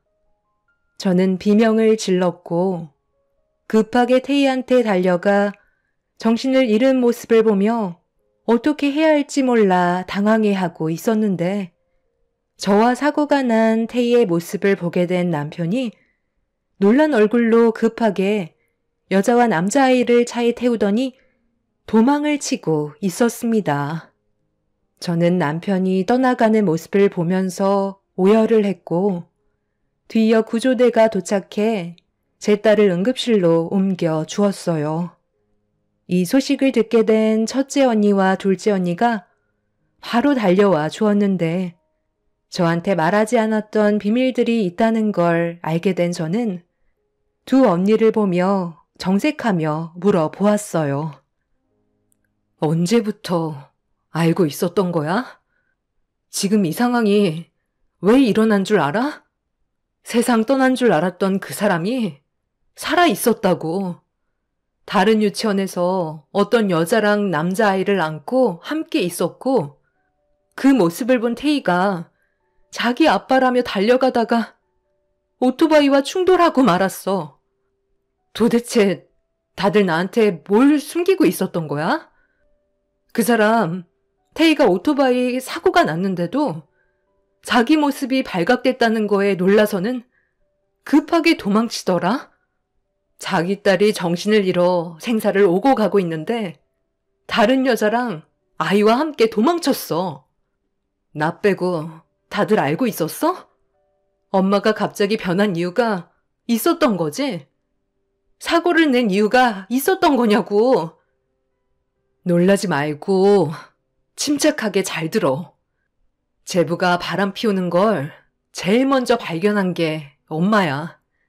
시장에 장 보러 가셨다가 제부가 다른 여자와 손을 잡고 한쪽 손으론 다른 아이를 안고 있었는데 그 모습을 보고 제부를 따로 불러 어떻게 된 사실인지 확인해 보게 된 거였어. 엄마는 제부가 바람 피우고 있다는 걸 알게 되었고 네가 상처받는 걸 보고 싶어 하지 않았는지 조용히 사라지라고 얘기했지만 제부는 너랑 헤어질 생각은 없다는 말을 하더라고. 엄마는 당신 막내딸이 10년 동안 어떻게 살아왔는지 전부 다 지켜보고 있었는데 제부한테 배신을 당했을 때의 아픔을 주고 싶지 않아. 모든 사실을 비밀로 하고 혼자서 속으로만 앓고 계셨던 거야. 그러다 결국 엄마가 너한테만 비밀로 하고 우리들한테 모든 사실을 털어놓게 되었어. 혼자서는 해결할 수 없다고 생각했던 거고 바람이 아닌 차라리 다른 이유를 만들어 이혼을 할 수 있게 해달라고 그놈한테 부탁까지 하게 됐지. 엄마는 네가 받을 상처를 최소화하고 싶었지만 제부는 끝까지 이중적인 삶을 유지하고 싶어 했어. 너한테 얻는 거와 그 여자한테 얻는 게 다르다며? 지금의 생활을 충분히 만족하고 살아오고 있는데 굳이 힘든 일을 만들고 싶지 않다고 조용히 지내고 싶어하는 제부를 보고 분노한 엄마는 너를 여행 보냈을 때 다시 제대로 만나 앞으로의 계획을 물어보게 되었던 거지. 그러다 서로 얼굴을 붉히며 목소리가 높아지게 되었고 부모님은 그놈이 사람이 아니라는 걸 확실하게 알게 되면서 결국 분노하셨던 거야. 그리고 이게 그때 상황에 녹음되어 있던 내용이야. 우리 부모님이 제부랑 식당에서 대화를 주고받았을 때 얼마나 화가 많이 나셨을지 나도 충분히 이해할 수 있겠더라. 첫째 언니는 그때의 상황들이 녹음되어 있던 파일을 보여주었고 재생 버튼을 누르는 순간 남편과 부모님의 대화 소리가 들려오고 있었어요. 그런데 남편이 저희 부모님께 뱉은 한마디는 너무 충격적이었고 더 이상 남편이라고 생각하지 않아도 된다는 걸 더욱더 확실하게 알 수 있었던 상황이었습니다. 촌에서만 살아왔던 순수한 내 딸한테 상처 주지 말고 조용히 사라지라는 건데 그게 그렇게 어려운 거야? 자네가 언제까지 이런 삶을 유지할 수 있을 것 같아? 걸리면 어쩔 수 없는 거고 안 걸리면 늙어 세상 떠날 때까지 숨기면서 살아갈 건데요. 그게 뭐가 잘못됐다는 거죠? 지금의 삶에 만족하고 있는데 굳이 일을 크게 벌릴 일은 없는 거잖아요. 왜 이렇게 상황을 악화시키려 하세요? 그냥 봐도 못 본 척 하시면 끝나는 일 아니에요? 이제 그만하시죠. 자네 딸 태희가 불쌍하지도 않아? 왜 불행한 길을 선택하냐는 거야? 자네 품에 안겨있던 그 아이도 자네 핏줄인 것 같던데 사람이 왜 이렇게 무책임해? 무책임하다뇨? 둘의 가정을 먹여 살리는 게 얼마나 힘든데요? 제가 왜 시간이 안 나겠어요? 양쪽 다 먹여 살리려면 몸이 10개라도 모자란데 저 혼자 모든 걸 감당하려다 보니까 어디 여행 갈 시간도 없는 거라고요. 그래도 태희 엄마는 삶에 충분히 만족하면서 단 한 번도 투정 부린 적 없었잖아요. 저는 그게 마음에 들어서 지금까지 데리고 사는 거예요. 그리고 태희가 정신지체 장애가 있어서 저를 피곤하게 하는 것도 있지만 그래도 저로 인해 세상 구경시켜줬으니 불쌍하다고 생각해 본 적 단 한 번도 없는데요. 태어나게 해줬으면 감사하게 생각해야죠. 장애가 있어서 어디 데리고 다니기에는 창피한데 그 정도는 제 삶에 크게 문제가 되지는 않으니까 지금까지 태희 엄마와의 관계를 유지하면서 살아가고 있는 거예요. 더 하실 말씀 있으세요? 없으시면 저 먼저 일어날게요. 오늘 제 아들이 유치원에서 좀 일찍 끝날 시간이라 제가 데리러 가기로 했어요. 여기 음식점이 그래도 꽤 괜찮은 곳이니까 남기지 마시고 다 드시고 오세요. 그리고 태희 엄마 앞에서 티 좀 내지 마요. 제가 얼마나 난감한 줄 알아요? 장모님 표정 관리 안 돼서 전부 들키겠네요. 남편의 충격적인 말들이 저를 너무 힘들게 만들었고 저희 엄마는 결국 남편의 행동에 이성을 잃어버려 뒤를 바짝 뒤쫓고 있었는데 뒤에서 달려오던 차가 저희 부모님의 차를 뒤에서 받치게 되었고 부모님의 차는 남편의 후미를 들이받으면서 삼중추돌과 함께 남편의 차가 해안가로 떨어지게 된 거였네요. 그렇게 되자 부모님께선 차라리 세상 떠나는 게 좋을 것 같다고 판단하신 거였죠. 하지만 남편은 크게 다치지 않았는지 침수되고 있는 차에서 빠져나와 도망을 치게 되었던 거고 모습을 나타내지 않는다면 자연스럽게 저와의 관계가 분리될 수 있다는 걸 이용해 더 이상 제 앞에 모습을 보이지 않았던 거였죠. 하지만 좁은 동네에서 발견되는 건 오래 걸리지 않았고 제 딸이 남편을 보게 되면서 모든 게 밝혀지고 말았어요. 저와 딸을 버리고 도망친 남편을 절대 용서할 수 없었습니다. 그동안 단 한 번도 의심해 본 적 없었고 저희 가정은 안 좋은 일들이 일어나지 않을 거라 믿고 있었는데 남편은 제가 꿈꿔온 삶들을 송두리째 망쳐버리고 말았습니다. 정말 다행이었던 건 제 딸 태희는 골절은 몇 군데 있었지만 생명에는 크게 지장이 없다는 거였고 몇 달의 시간이 지나면 정상적인 활동이 가능하다는 거에 너무 감사했었어요. 언니들은 부모님께서 남편이 바람 피우고 있다는 걸 저한테 보여주고 싶지 않아 그동안 숨겼던 거였고 단 한 번도 저를 사랑하지 않은 적 없었다면서 지금도 제가 받을 상처가 얼마나 클지 알기 때문에 괴로워하고 있다며 부모님께서 입원해 계신 병실에 들려주길 바라고 있었어요. 저도 모든 사실을 알게 된 만큼 부모님께 오해했던 부분은 전부 다 풀렸기 때문에 같은 병원에 있던 부모님의 병실을 찾았습니다. 엄마는 저에게 미안하다면서 뒤에서 많은 노력을 했지만 결과가 좋지 않았다며 눈물을 보이셨어요. 남편의 행동 하나 때문에 우리 가족이 받은 피해가 너무나도 컸기 때문에 제가 느끼고 있는 분노는 더욱더 차올라 온몸이 떨릴 정도였는데 모든 사실이 밝혀진 상태라서 그런지 남편이 저희 부모님의 병실에 찾아와 고개를 내밀었어요. 저는 부모님의 모습을 보여주고 싶지 않아 남편을 병원 밖으로 끌고 나갔어요. 아무 말 없이 저를 바라보고 있던 남편은 제 딸 태희 상태가 어떤지 물어보았죠. 그걸 왜 당신이 알고 싶어 하는데? 어차피 우리 관계 이제 끝난 거 아니야? 내일 당장 이혼하러 갈 거고 당신이 했던 쓰레기 같은 짓에 대해 법적 처벌이 있을 거야. 나는 바람을 피웠다고 생각해 본 적이 단 한 번도 없었어. 내 가정을 지키기 위해 지금까지 열심히 살아온 것밖에 없다고. 내가 태희를 걱정하는 건 아무래도 건강상의 문제가 있잖아.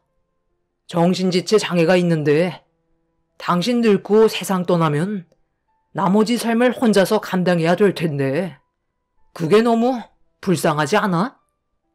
그래서 나는 오면서도 차라리 세상을 떠나는 게 좋을지도 모른다고 생각했던 거야.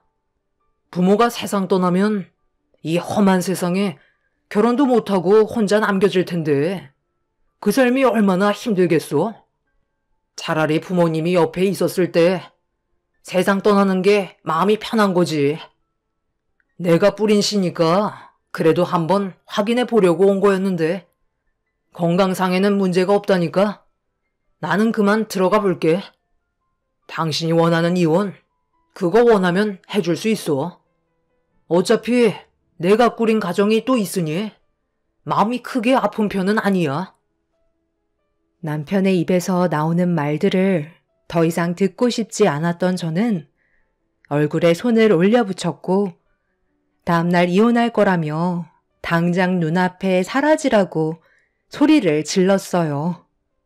10년간 믿었던 남편한테 받은 배신은 이성을 잃게 만들어버려 남편을 사정없이 밀치고 말았어요. 남편은 이혼 도장 찍어주고 조용히 사라지겠다며 그 여자와 꾸린 집으로 가는 건지 차에 올라타 급하게 사라졌습니다. 결국 그 자리에 주저앉아 한참 동안 오열을 하면서 눈물을 흘리고 있는데 멀리에서 끼익하는 소리와 함께 엄청난 큰 충돌음이 제 귀에 들려왔어요. 소리가 난 곳은 남편이 출발한 방향과 같은 곳이라 사고가 난 현장을 확인해 보려 달려갔는데 그곳에서 엄청난 일이 눈앞에 펼쳐지고 말았습니다.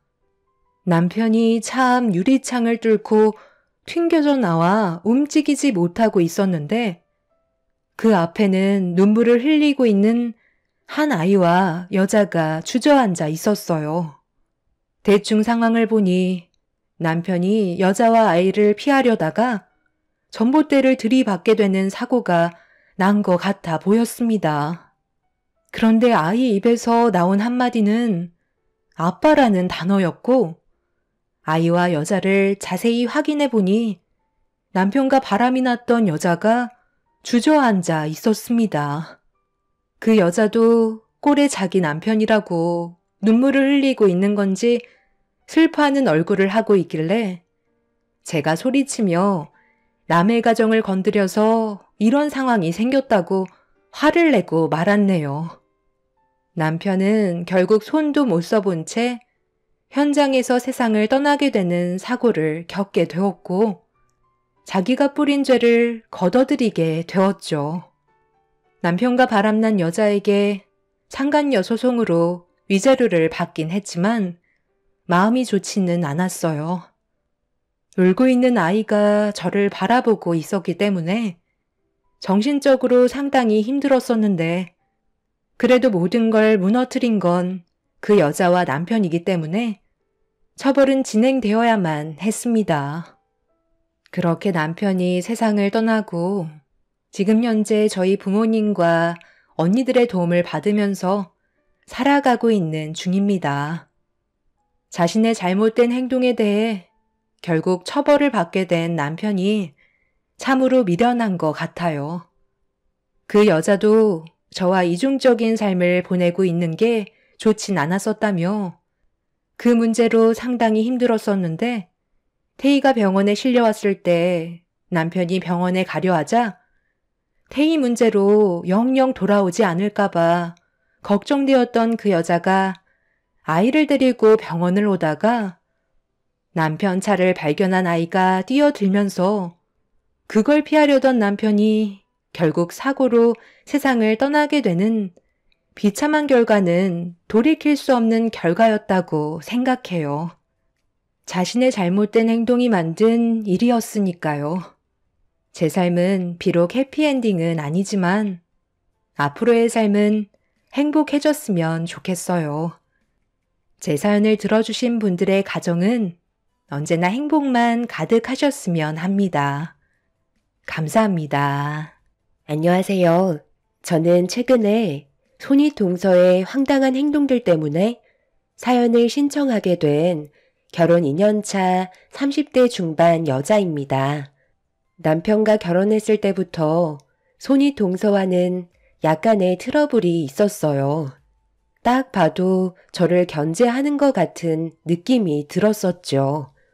결혼 초였기 때문에 최대한 웃으면서 좋게 넘어가려 했었는데 날이 가면 갈수록 저를 대하는 게 지나칠 정도로 심해서 결국 안 좋은 관계로 발전하고 말았습니다. 저도 사람인지라 참는 것도 한계가 있는 건데 손윗동서는 본인이 무엇을 잘못했는지 생각하지는 않고 무조건 저보다 혼수를 더 많이 했다는 것 하나 때문에 시댁에 모임이 있을 때면 시부모님 눈치를 봐가면서 같이 해야 될 일들을 저에게 다 떠넘기고 있었어요. 결혼한 지 얼마 되지 않았기 때문에 한두 번은 넘어갈 수 있었지만 반복해서 저를 괴롭히는 지나친 행동 때문에 결혼 2년 차에 손윗동서와 한바탕 하고 말았습니다. 사건이 시작된 건 명절날 음식을 준비하고 있던 사이 늦게 도착한 형님이 시부모님께 인사를 드리고 주방으로 들어왔어요. 얼마나 준비가 됐는지 한번 쓱 둘러보길래 먼저 인사를 드렸는데 그냥 다시 나가버리더라고요. 저를 아예 투명 인간 취급하는 형님의 행동에 기분이 안 좋았지만 그래도 명절이라 참고 있는 상태였죠. 한참 뒤에 다시 들어온 형님이 다시 주방을 쑥 둘러본 뒤 젓가락을 들고 제 옆으로 왔어요. 음식 준비는 다 끝나가는 거지? 일단 저녁 식사 시간 됐으니까 대충 하고 나중에 다시 하든지 하면 되겠다. 우리 그이가 너무 배가 고프다네. 원래 시댁일은 동서가 훨씬 더 많이 해야 되는 거 잘 알고 있지? 나보다 손 아래 사람이고 거기에다가 동서는 혼수 2천밖에 안 해왔잖아. 나는 혼수 2억이나 했는데 당연히 음식 정도는 동서 혼자 해야지. 혼수가 천지차인데 당연히 차등 분배해야 되지 않겠어? 나는 간보기 담당. 동서는 음식 준비하고 설거지까지 하면 될 것 같네. 그래야 공평하지 않겠어? 불만 있어도 어쩔 수 없어. 동서가 그만큼 능력이 없는 거잖아. 아무리 불만을 털어놔 봤자 혼수 2억과 2천은 천지 차이라고. 그러니까 표정 좀 풀어. 나를 노려봤자 바뀌는 건 없으니까. 그러게 누가 혼수를 적게 해오래? 반찬들이 대체적으로 좀 싱겁네. 살짝씩 간을 좀 더 하면 딱 좋겠어. 그럼 서둘러 저녁상 차리자고. 이런 거 보면 동서가 아직 손이 서툰 게 보인다니까. 그럼 나 먼저 나가서 기다리도록 할게. 형님, 음식 준비는 그래도 같이 해야죠. 저는 아침에 와서 지금까지 쉬지 않고 음식만 만들고 있는걸요. 그러지 마시고 상차림이라도 좀 도와주세요. 동서가 아직 감이 잘 안 잡히는 것 같은데 나는 동서 오기 전에 혼자서 이미 다 했던 것들이야. 이 정도 가지고 엄살 안 떨었으면 좋겠는데. 나도 이 정도는 보상 받아야지. 그동안 얼마나 힘들었었는데. 다들 배고프다고 난리니까 일단 내가 말한 거 간 좀 살짝씩 다시 보고 바로 상 차려줘.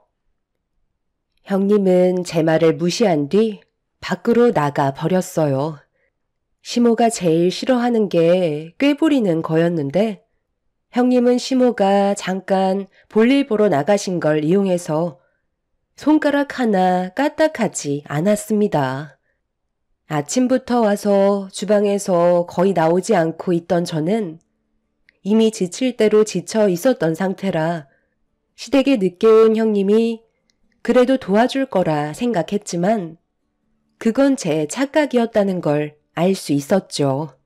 화가 점점 끓어오르고 있는데 때마침 시모가 볼일을 끝내고 들어오셨는지 주방에 있는 저를 부르셨고 급하게 거실로 나가보니 다른 집을 다녀오신 건지 여러 가지 음식들을 싸오셨어요. 동네 지인분 댁에서 받아온 음식이라며 상 차릴 때 같이 내어놓으면 될 것 같다고 얘기하시면서 주위를 둘러보셨습니다. 저는 음식을 들고 주방 테이블에 올려놓고 있는데 시모가 아주버님 차가 밖에 주차되어 있는데 형님은 어디 갔냐고 물어보시길래 제가 잘 모르겠다고 하자 굳어진 얼굴로 주방으로 나오시더니 2층으로 올라가셨어요. 그리고 방문을 활짝 열어 젖히자 형님은 코를 골며 대자로 누워 깊은 잠에 빠져 있었습니다. 그 모습을 본 시모는 형님 보고 일어나라며 최대한 화를 억누르며 침착하게 깨우고 있었습니다. 저도 옆에서 일어나야 될 것 같다고 얘기했지만 형님은 꿈쩍도 하지 않았죠. 시모는 다시 한번 형님을 흔들어 깨우면서 일어나서 저녁 준비해야 된다고 하자 잠결에 그런 건진 모르겠지만 입에 담지 못할 거친 욕을 한마디 내뱉더니 몸을 돌려 버렸어요. 경악을 하신 시모는 화가 올라오셨는지 화장실에서 물을 한 바가지 퍼서 들고 오셨고 형님의 얼굴에 찬물을 냅다 뿌리셨어요. 아주 잘 자고 있다가 찬물을 뒤집어 써서 놀랐는지 비명을 지르면서 급하게 몸을 일으키며 뭐 하는 거냐고 소리를 지르는 형님의 목소리에 시모가 어디서 소리를 지르냐면서 버럭 화를 내셨습니다. 당황한 얼굴을 하고 있던 형님을 뒤에서 바라보고 있던 저와 눈이 마주치자 갑자기 저에게 화를 냈어요. 동서, 정말 너무한 거 아니야? 힘들게 먼 길을 온 건데 어머님 오셨으면 나를 깨워줄 수도 있는 거잖아. 내가 쉬는 게 그렇게 꼴보기 싫었어? 너 아직 잠이 털겠니? 무슨 뚱딴지 같은 소리야. 너만 피곤하고 너만 먼 길을 온 것도 아닌데 어디서 지금 작은 며느리한테 탓을 돌리고 있어? 아, 제가 오죽 피곤했으면 잠들었겠어요. 그리고 저도 조금은 쉴 수 있는 거잖아요. 어머님은 왜 동서한테만 잘해주시고 저는 막대하시는 건데요? 침이나 좀 닦고 말해.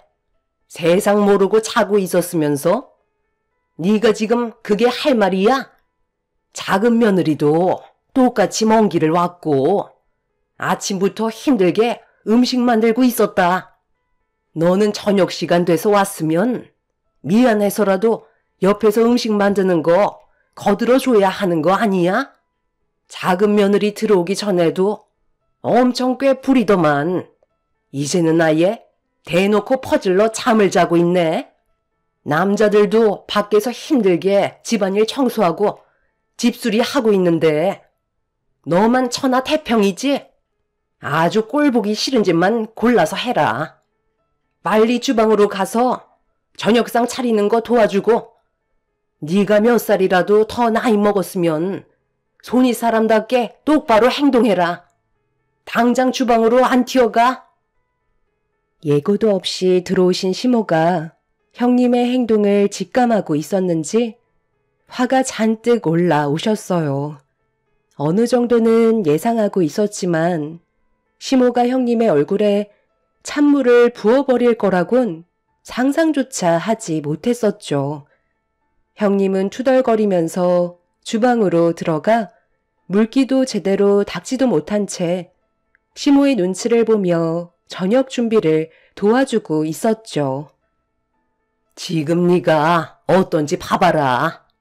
오자마자 작은 며느리를 조금이라도 도와줬더라면 뭐부터 해야 되는지 대충 알 수 있을 텐데 손가락 까딱하지 않았다는 게 지금 바로 확인이 되잖니? 뭘 멍하니 서 있어? 아직 잠이 덜겠니? 작은 며느리한테 뭐부터 해야 되는지 물어봐야 할 거 아니야. 너는 어떻게 된 게 날이 가면 갈수록 하는 행동이 점점 더 마음에 안 드니? 내가 이래가지고 너한테 무슨 일을 맡기고 마음 편히 바깥 일을 보고 오겠냐는 거야. 똑바로 정신 안 차려? 어머님, 정말 너무하세요. 동서 오기 전에 그동안 제가 힘들게 음식 준비하고 집안일도 다 했었잖아요. 그런데 동서는 며느리로 들어온 지 얼마 안 됐으니까 당연히 고생 좀 할 수 있는 거잖아요. 음식 그거 얼마나 된다고 저까지 거들어야 되는 건데요. 그동안 저도 고생한 만큼 이 정도는 대우받을 수 있는 거라고요. 너 지금 시애미 말에 대드는 거야? 그동안 내가 안 도와줬어? 음식 솜씨도 형편없어서 일일이 하나하나 전부 다 신경을 써야 했었는데 너 혼자 다 한 것처럼 억울해하지 말고 당장 작은 며느리한테 뭐부터 해야 되는지 물어보고 더 늦어지기 전에 저녁상 준비해라. 또 눈에 거슬리는 행동하면 내쫓을 줄 알아. 형님은 억울하다는 표정을 보이면서 저에게 뭐부터 해야 되는지 물어봤어요. 이런 사람이 제 형님이라는 걸 어디에다 말하기에도 창피스러울 정도로 형님은 저에게 많은 실망을 안겨주었죠. 그렇게 제가 도와달라는 걸 투덜거리면서 하던 형님은 시모가 다른 일을 하시는 사이마다 기분 나쁜 얼굴로 저를 노려보고 있었습니다. 어떻게 하면 형님과의 관계가 완만해질 수 있을지 음식을 준비하면서도 고민을 해봤지만 전혀 반성하는 기미가 보이질 않아 제가 먼저 다가가는 건 오히려 화를 키우는 일이 될 것 같아 아무 말도 하지 않고 묵묵히 제 일만 하고 있었죠. 그런데 형님이 시모가 잠시 자리를 비운 틈을 타 저에게 가까이 다가와 먼저 말을 붙였어요. 그리곤 저에게 한다는 말이 자기가 시모에게 욕먹는 걸 봐서 기분 좋았냐고 몰래 웃는 거 다 봤다면서 어이없는 말을 늘어놓고 있었습니다. 정신없고 할 일도 많아 죽겠는데 형님과 말장난하고 싶지도 않아서 몰래 웃은 적 없고 서로 좋은 관계 유지하면 좋겠다고 최대한 감정 상하지 않게 대화를 풀어나갔는데 갑자기 형님이 제 머리 위로 찬물을 들이부었습니다. 너무 놀란 저는 형님한테 뭐 하는 짓이냐고 화를 내자 저도 똑같이 당해봐야 된다면서 이성을 잃어버린 사람처럼 행동하기 시작했어요. 제가 지른 비명소리에 시모와 이제 막 일을 마치고 들어온 가족들이 주방으로 달려와 무슨 일이냐고 물어보면서 제 머리와 옷이 전부 다 젖어버린 모습을 확인하는 순간 형님이 시부모님 집안의 며느리로 못 살겠다며 밥상을 엎어 버렸어요. 시댁 집안 식구들은 형님의 돌발 행동에 경악을 했고 바닥으로 떨어진 그릇들은 전부 다 와장창 깨지고 난리도 아니었습니다. 형님이 왜 이런 행동을 보이는 건지 이해할 수 없었어요. 아주버님은 이성을 잃어버려 흥분한 형님을 말렸지만 입에서 나오는 거친 말들은 미처 막을 수가 없었고 시모는 형님의 말을 듣곤 휘청거리셨죠. 제가 뭐가 부족하다고 이런 대접을 받아야 되는 건데요. 지금까지 할 만큼 했으면 된 거 아니에요? 동서가 오기 전에 시키는 건 큰소리 하지 않고 했으면 그동안 고생했으니까 동서가 대신 좀 해달라는 말도 할 수 있는 거잖아요. 저는 어머님 집안에 며느리로 들어오려고 혼수를 2억이나 준비했었어요. 그런데 동서는 꼴랑 2천밖에 준비 안 했잖아요. 저한테는 결혼하기 전부터 정말 많은 걸 바라시더니 왜 동서는 순순히 결혼을 허락해 주신 건데요? 여기서부터 차별을 받고 있는데 제가 기분이 좋았겠어요? 동서를 달갑게 맞아줄 수 있었겠냐고요. 어머님 때문에 제가 정신적으로 문제가 생기고 있는 것 같다고요. 내가 뭘 어쨌다는 거야. 다 집안 사정이 다르고 작은 며느리가 혼수 2천을 했다고 해서 그게 왜 너랑 비교가 되어야 하는 건데? 네가 알지 못하는 것들도 있는 거잖아. 그래서 지금 이런 태도를 보이는 게 옳은 행동이라는 거야? 네가 큰 며느리로 본을 보인 모습이 있기라도 한 거니?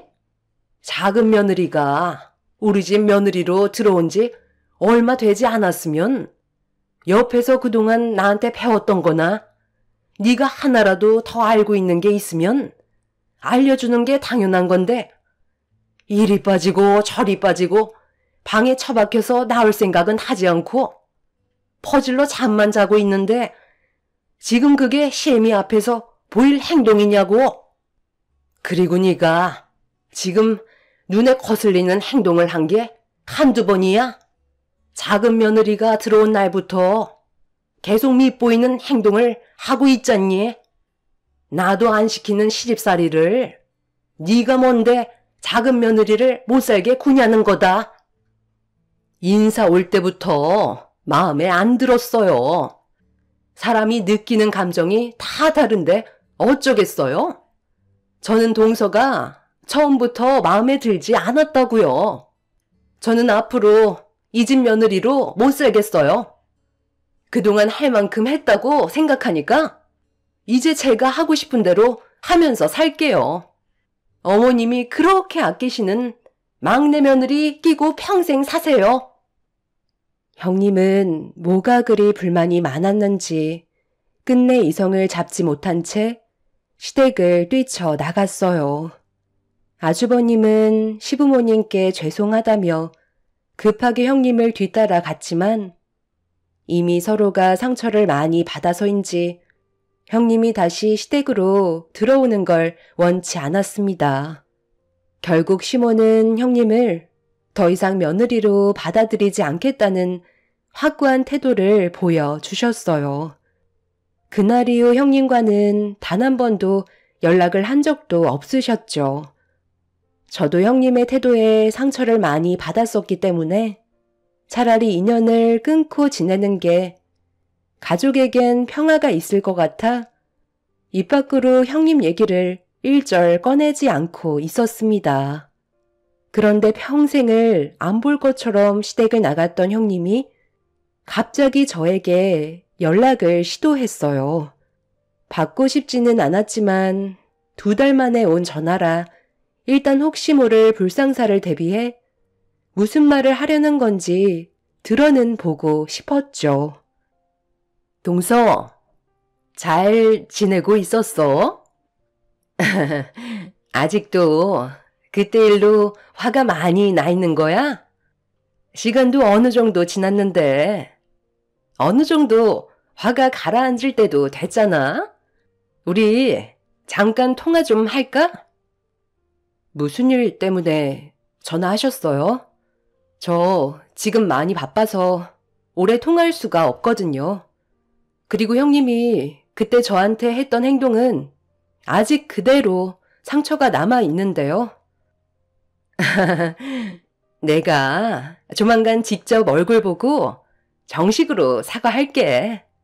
나랑 오래 통화하고 싶은 생각이 없는 것 같아서 용건만 간단히 할 테니까 나 좀 도와줄 수 있지?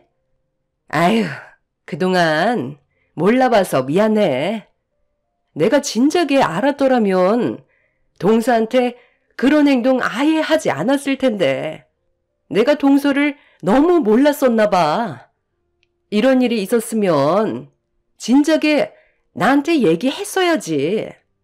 왜 그때 알려주지 않았던 거야? 동서가 왜 혼수를 2천밖에 안 했었는지 나는 한참 뒤에나 알게 됐다고.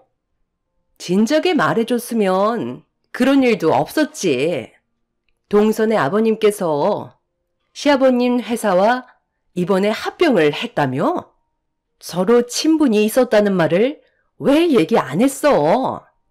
그런 일들이 미리 계획되어 있었으면 나한테 귀띔이라도 해줬어야지. 나는 그런 걸 전혀 몰랐었잖아. 그리고 동선의 아버님께서 투자하고 계신 회사가 하나 있다고 하던데 내가 이번에 그곳에 입사 지원서를 냈거든. 애들도 어느 정도 커서 나도 다시 원래 하던 일에 복귀할까 생각 중이었거든. 그런데 거기 회사 대표가 동선의 언니분께서 운영한다며? 크게 어려운 일은 아니고 내 이력이 뒤떨어지는 건 아니니까 잘 좀 봐달라는 거지. 가족 좋다는 게 뭐야? 이럴 때 서로 돕는 거 아니겠어? 나중에 나랑 개인적으로 식사할 수 있는 시간을 좀 가졌으면 좋겠는데. 언제 시간 괜찮겠어? 나 정도 스펙이면 동선의 언니분께서도 분명 욕심은 나실 거야. 비록 일을 쉰 지 몇 년 됐지만 충분히 능력을 인정받을 수 있을 정도 이력은 된다고. 그렇게 해줄 수 있는 거지? 명절 때 있었던 일들에 대해서는 우리 좋게 넘어가는 걸로 하자. 그러니까 저한테 전화하신 이유는 저희 언니 회사에 형님이 들어가고 싶어서 저한테 부탁하는 거잖아요. 그건 언니 회사인 거지 제 회사가 아니니까 저는 관여할 문제가 아닌데요. 그리고 능력이 되신다면 저희 언니가 그건 알아서 채용하겠죠. 저한테 입긴 넣어달라는 건 좋은 방법이 아닌 것 같네요. 어머, 가족 좋다는 게 뭐야? 이럴 때 서로 좀 도와가자는 건데. 그 정도는 해줄 수 있는 거잖아? 아유, 참. 동서, 정말 1억이야? 나 섭섭해지려 해? 부탁 좀 할게. 그건 제 권한 밖이라 민감한 문제에는 답을 해드릴 수 없을 것 같아요. 채용이 된다면 형님한테 좋은 일일 테고 채용이 안 된다면 그건 형님의 능력 부족이죠. 어머, 나 여태까지 일하면서 능력 좋다는 말 정말 많이 들었다니까. 그러고 보니 저번 결혼식 때 얼굴 잠깐 뵌 것 같은데 인사도 드렸었고 내 얼굴 아마 기억하실지도 모르겠다. 딱 한 번만 좋게 말 한마디라도 해주면 안 되겠어? 내가 자존심 굽히고 동서한테 부탁할 정도면 그 회사에 거는 기대가 얼마나 큰 줄 알겠지? 형님이 저에게 전화한 목적을 알게 된 순간 기분이 별로 좋지 않았어요. 본인이 원하는 걸 이루기 위해 마음에도 없는 말로 저에게 사과를 한 거니까요. 그리고 제 회사도 아니고 저희 언니 회사에 들어가는 걸 저한테 전화해서는 잘 봐달라고 얘기하는 것 자체가 부정행위이기 때문에 더는 들어주지 못할 것 같다며 죄송하다고 전화를 끊어 버렸습니다. 그날 이후 몇 번이나 더 전화가 왔지만 괜히 불편한 일 만들고 싶지 않아 더 이상 받지 않았어요. 그리고 저는 언니한테 전화를 했죠. 손다영? 아, 입사지원서 보기는 했지. 너희 시댁 집안 형님이라고? 대충 훑어보긴 했었는데 우리 회사에 들어올 만한 자격은 미치지 못할 것 같던데. 요즘 그 정도 스펙은 다 갖추고 있고 마지막으로 다닌 회사가 내 친구 회사거든. 그래서 어떤 사람인지 대충 들어보니까 좋게 끝내고 나온 건 아니더라고.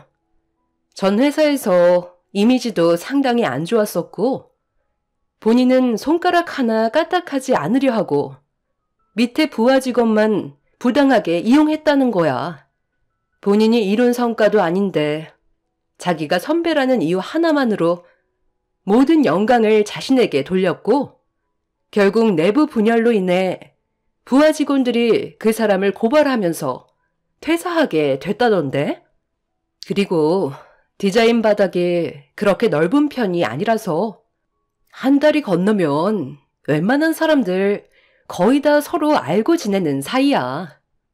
큰 회사에 다녔던 사람이면 대충 알아봐도 어떤 생활을 했는지 금방 알 수가 있다고. 그래서 불합격 처리한 걸로 알고 있어. 직원을 채용할 때 정말 신중하게 결정하지 않으면 회사에 엄청난 타격을 주게 되거든. 따로 통보가 가겠지만 네가 잘 포장해서 얘기해 주던지 아니면 그냥 모른 척해. 다른 회사도 많으니까 그곳에서 채용하겠지. 저희 언니의 말에 형님이 어떤 사람인지 어느 정도 알 수 있었어요. 시댁에서 생활할 때와 별반 차이를 느끼지 못할 만큼 성격이 별로 좋지 않았다는 걸 알 수 있었습니다.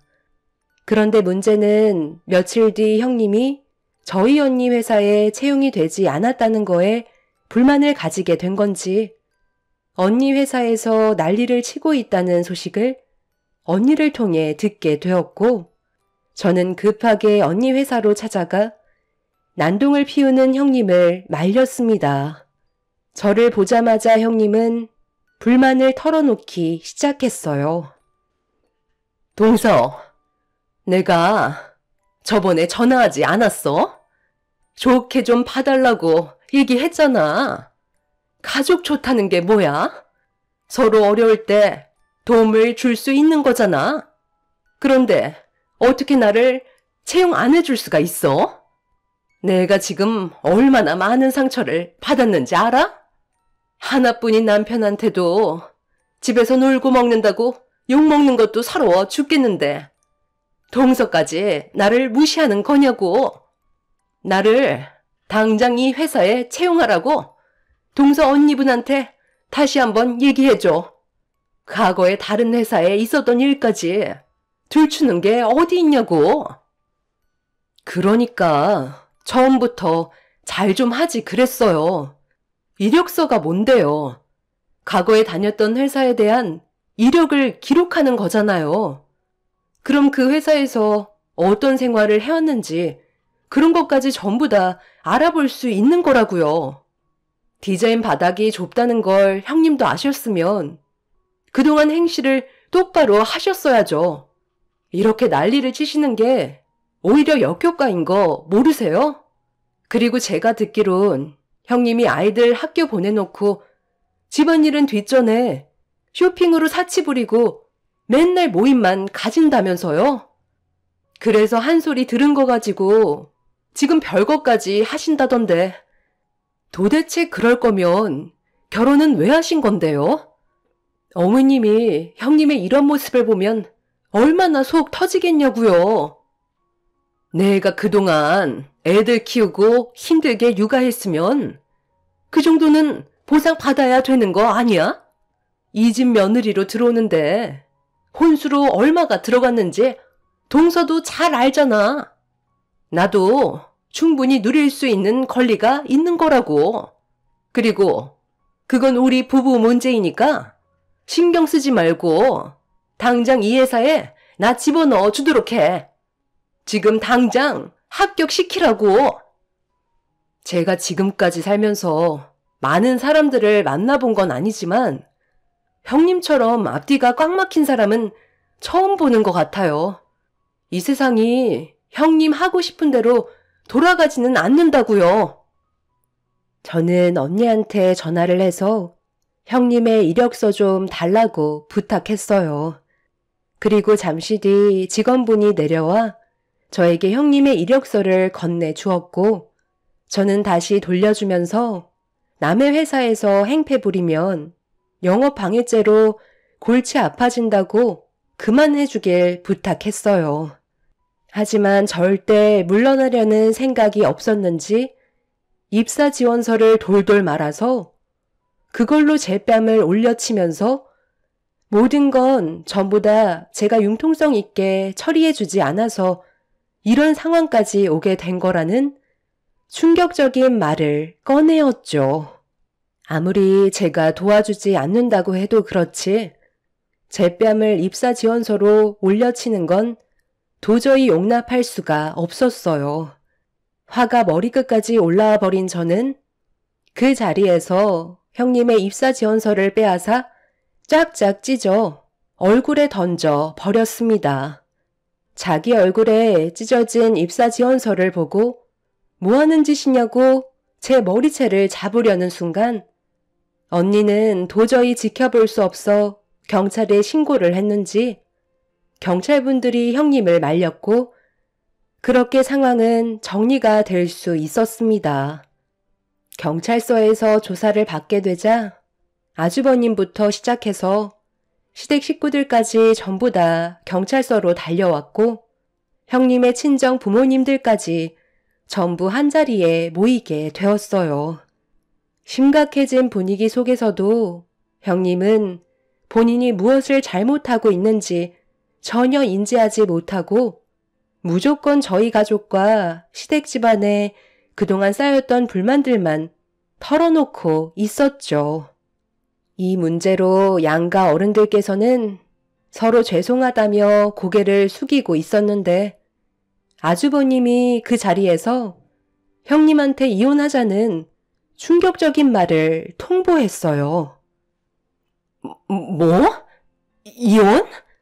지금 이 상황에서 나한테 이혼하자는 말이 나와? 내 편에 서서 위로를 해주는 게 우선 아니야? 이제는 당신까지 나를 무시하는 거지? 내가 아무 이유 없이 당신과 이혼하자고 했겠소? 이거 어떻게 설명할 거야? 당신이 이걸 보고도 나랑 이혼하지 않아도 된다고 말을 할 수 있겠소? 어머, 이거 뭐니? 지금 이 사진 속에 있는 여자가 며느리 너는 아니지? 여기가 어딘 거야? 분위기를 보니까 춤추는 곳 같은데 너 이런 곳에도 다니는 거니? 저는 밖에서 힘들게 일하고 돈 벌어오는데 하나밖에 없는 마누라는 애들은 전혀 신경도 안 쓰고 춤바람 나서 저런 곳에서 남자들 허리 감싸지고는 현란하게 즐기고 있었네요. 제대로 된 증거 보여드려요. 영상 한번 확인해 보실래요? 제가 차마 어르신들 앞에서 그건 못 보여드리겠습니다. 어머, 당신 미쳤어? 지금 내 뒤를 캐고 다닌 거야? 나도 좀 살고 싶어서 그랬던 것 뿐이라고. 사는 게 힘드니까 스트레스 좀 풀려고 잠깐 다녀온 건데 이 정도는 이해해 줄 수 있는 거잖아. 여태까지 당신 뒷바라지 해주고 힘들게 애들 육아했으면 이 정도 보상은 눈 감아줄 수 있는 거 아니냐고. 이딴 걸로 나는 이혼 못해. 까면 깔수록 새롭게 드러나는 형님의 충격적인 행동들에 가족 모두 입을 다물지 못했어요. 형님의 친정 부모님들께선 시모에게 죄송하다며 경찰서에서 한참 동안 고개를 숙였지만 아주버님이 공개한 결정적 영상에 찍힌 형님이 술에 취해 인사불성이 돼선 숙박시설에 다른 남성과 출입하는 증거물을 확인하신 시모는 결국 아주버님과의 결혼 생활은 종지부를 찍어야 할 것 같다며 아주버님이 이혼을 결정했다는 거에 동의를 하게 되었고 결국 형님은 더 이상 저희 식구가 될 수 없었어요. 살면서 이런 성격을 가진 사람을 본 건 처음이라 지금도 당황스럽기만 합니다. 인생을 막 살 것 같으면 차라리 결혼을 하지 말지 왜 이런 미련한 행동을 했는지 이해할 수가 없었죠. 뒤늦게서야 본인이 무엇을 잘못했는지 인정하며 아이들 핑계로 아주버님과 다시 재결합하기를 원하고 있지만 시댁 식구들은 더 이상 형님을 받아줄 생각이 없는 것 같습니다. 저도 그 사람을 제 형님으로 받아주고 싶지는 않네요. 최근에 저한테 계속 전화가 와서 다시 시댁 집안의 며느리로 들어갈 수 있게 아주버님 보면 말 좀 잘해달라고 2번 다시 그러지 않겠다고 반성한다고 했지만 사람 본성 어디 가겠나요? 또다시 받아주게 된다면 머지않아 똑같은 일이 반복이 되겠죠. 이번에 전화번호까지 바꿀 생각입니다. 본인이 저지른 행동에 대한 대가를 받는 건데 어쩌겠어요. 이미 주워 담을 수 없는 게 현실인데요. 앞으론 제발 아이들을 생각해서라도 정신 좀 똑바로 차리고 살았으면 좋겠네요. 제 사연 들어주신 분들 즐거운 주말 보내시길 바랍니다. 감사합니다.